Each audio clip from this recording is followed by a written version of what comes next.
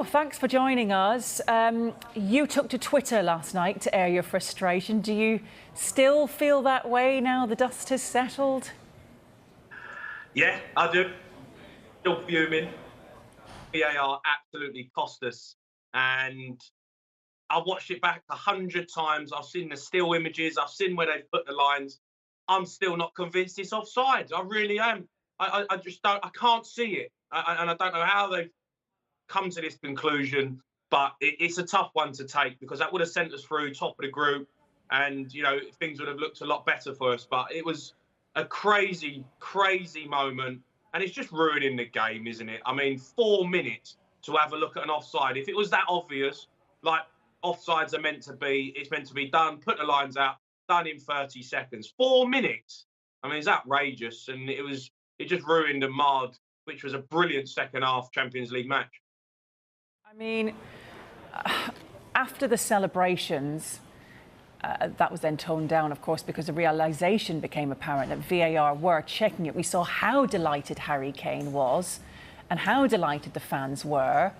Do you feel now football is having these great moments taken away from them? Yeah, absolutely. That is what is all the time now, and it's not good. It really isn't. I mean, the reason we love the game is for them moments.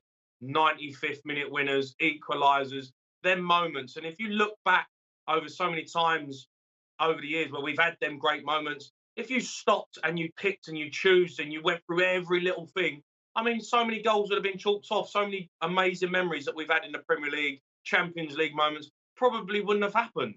Because VAR now is you're looking at the finest margins. And it's almost like they're looking to chalk a goal off. And I just don't understand that.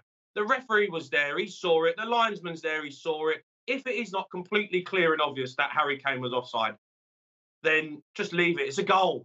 4 minutes. That says to me it's not clear and obvious. You don't know. You don't really know. You are 50-50 on the decision. And that, for me, is just completely ruining the game. Ruining it for the spectators, ruining it for managers, for the players. It's ruining it for everyone. I'm just sick and tired of it. What about Antonio Conte in his press conference where he did answer? He spoke, but just the one answer, and then got up and left.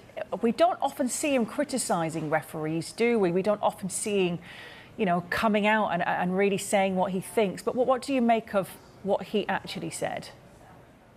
Well, he was. I mean, he was basically talking about a big club bias when it comes to VAR decisions. Are you brave enough to do that to, a Liverpool or a Man United or Bayern Munich, a Real Madrid?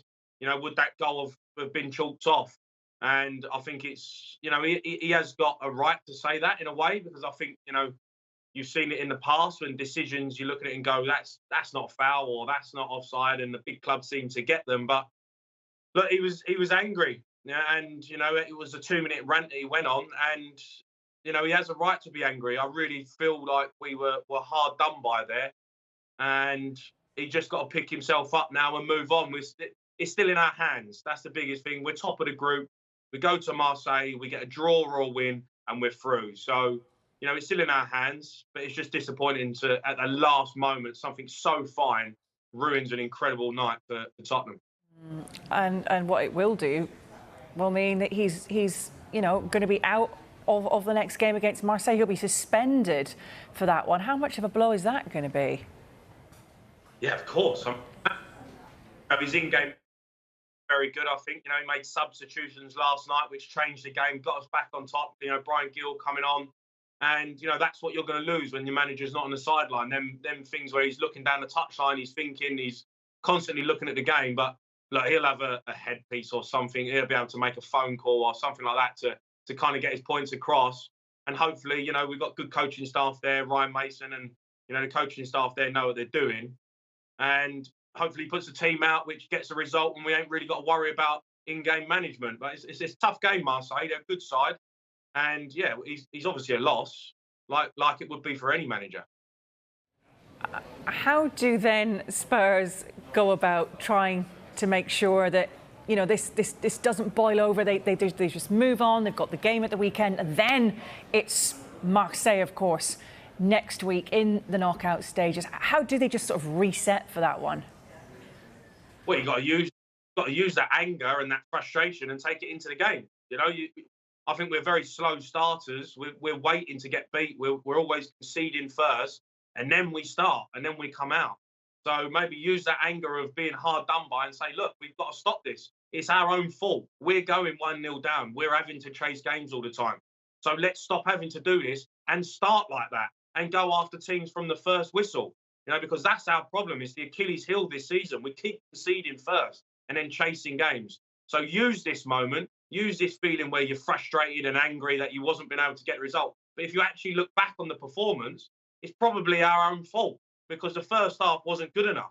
So we've got to take that into the games now and stop things like this happening because you can't rely on VAR. What do you think the answer is to this then, Jamie? Would you scrap VAR altogether? It's such a hard decision. I mean, you know, like I feel like a yo-yo sometimes with my opinions on it. Sometimes it's good, sometimes it's bad. Look, it's not going anywhere, is it? You know, it's here to stay. We've got to accept it. I don't know what the answer is. You know, it'd probably help if everyone knew what the rules were, because I was sitting there last night thinking, I don't know what the rules are. You know, no one really knows. Did the ball go backwards? Did it come off a defender? Where's the line meant to be? Is it on Royale's foot? Is it on the ball?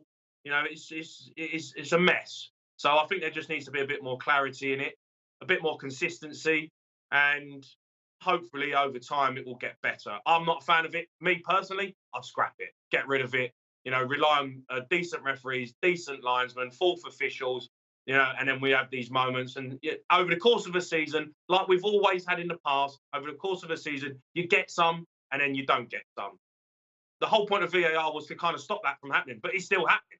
So what's the point in it? It's just ruining the game for everyone, ruining it for the spectators in the ground.